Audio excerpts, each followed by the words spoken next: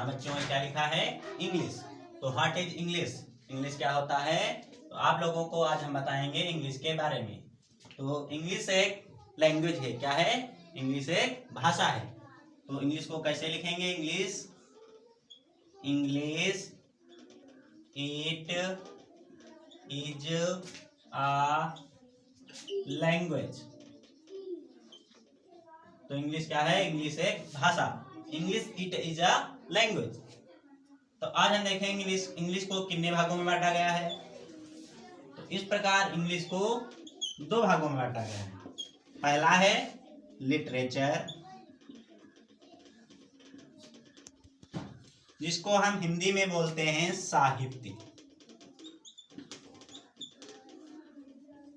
दूसरा है हमारा ग्रामर।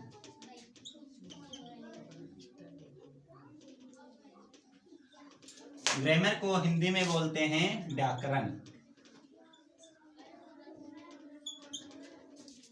इस प्रकार फिर लिटरेचर को देखेंगे कितने भागों में बांटा गया है। तो लिटरेचर को हम तीन भागों में बांटते हैं। पहला है प्रोज, दूसरा है पोएट्री, तीसरा है सप्लीमेंट्री।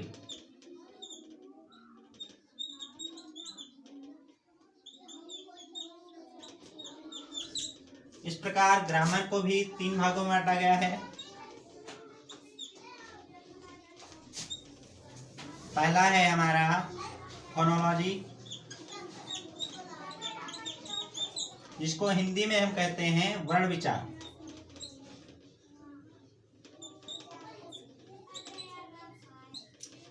दूसरा है हमारा मॉर्फोलॉजी,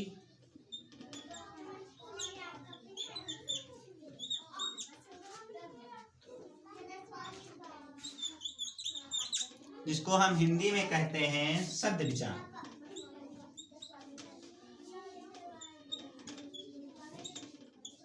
तीसरा है हमारा सिंटैक्स, जिसको हम हिंदी में कहते हैं वाक्य विचार।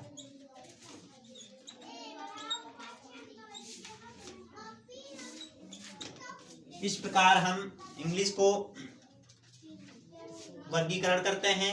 जैसा कि सबसे पहले हम बात करते हैं इंग्लिश की। तो इंग्लिश क्या है? English it is a language. English एक भाषा है, ना कि सब्जेक्ट। फिर इंग्लिश को देखते हैं कितने भागों में बांटा गया है। पहला हमारा है लिटरेचर, जिसको हम हिंदी में कहते हैं साहित्य, जिसमें हम प्रोज, पोएट्री, कहानी वगैरह पढ़ते हैं। वो हमारा साहित्य भाग में आता है। फिर इंग्लिश को कैसे सीखते हैं, उसके कुछ नियम होते हैं। उसका वो नियम हमारा ग्रामर भाग में आता है, जिसको हम हिंदी में कहते हैं व्याकरण। फिर देखते हैं लिटरेचर को कितने भागों में बांटा गया है।